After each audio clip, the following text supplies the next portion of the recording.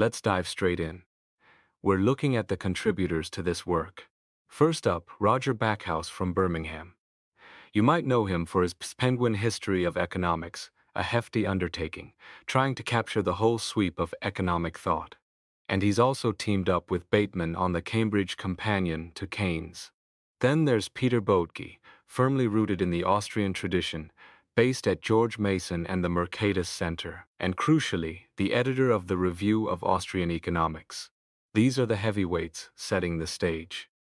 Next, Bruce Caldwell. This guy is practically synonymous with Friedrich Hayek. He's the general editor of the collected works of F.A. Hayek. Think about that task. Editing all those papers, letters, everything. His biography, Hayek's Challenge, gives us a real sense of the man behind the theories. Quite a contrast perhaps with Meghnad Desai, an emeritus professor from LSE. His work, The Root of All Evil, The Political Economy of Ezra Pound, takes a fascinating, if perhaps less conventional, look at political economy through the lens of a poet turned fascist.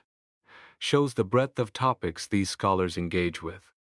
Now we move into philosophy proper, starting with Edward Feser. Based in California, he's got a solid background in political philosophy, philosophy of mind and religion. He's written specifically on Nozick, which tells you something about his interests. Then there's Andrew Gamble from Sheffield, a big name in British academia, fellow of both major academies. He's known for his critical take on Hayek, The Iron Cage of Liberty, quite a provocative title, suggesting Hayek's ideas might have unintended consequences. He even won the Sir Isaiah Berlin Prize for lifetime contribution. That's some serious recognition in political studies. Gerald F. Gauss is another key figure, particularly in political philosophy. He's been a professor at Tulane and now Arizona, and his work really bridges philosophy and economics. Justificatory Liberalism is a landmark text, grappling with how liberalism can be justified. He's also working on Principled Liberalism, suggesting a continued evolution of his thought. Alongside him, Chandran Kukathas, based at Utah, is another heavyweight. He's tackled Hayek's relationship with modern liberalism and co-authored a major work on Rawls. He's also deeply involved in editing key texts and handbooks, like the Sage Handbook of Political Theory alongside Gauss. Notice the collaboration here. Gauss and Kukathas have worked together extensively. Eric Mack brings us back to Tulane, where he's also part of the Murphy Institute of Political Economy. His focus is very classical liberal, moral individualism, natural rights, property rights, the limits of state power. It's a very foundational, almost first principles approach to political theory.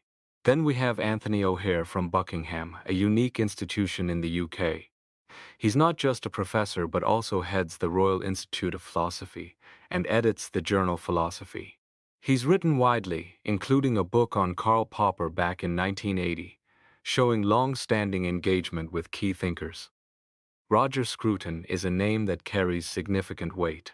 He's taught everywhere from London to Boston to Virginia, and his work isn't confined to academia. It spills over into fiction and cultural commentary. Think aesthetics of music, but also broader philosophical reflections. His recent books suggest a continued exploration of deep themes. Then there's Jeremy Shearmur. This is interesting. He actually worked as an assistant to Karl Popper for 8 years right there at the LSE. That's invaluable first-hand experience. His biography of Popper, The Political Thought of Karl Popper, benefits immensely from that proximity. He later moved to Australia and continued his influential work. Finally, Robert Skidelsky, a titan in the field primarily known for his monumental 3-volume biography of John Maynard Keynes. Getting made a life peer and a Fellow of the British Academy speaks volumes about his impact. He's clearly still active, working on globalization and a history of 20th century Britain. And rounding out our list, Ian Scoble from Bridgewater State College. He's perhaps known for making philosophy accessible and engaging, co-editing collections like The Simpsons and Philosophy and Woody Allen and Philosophy.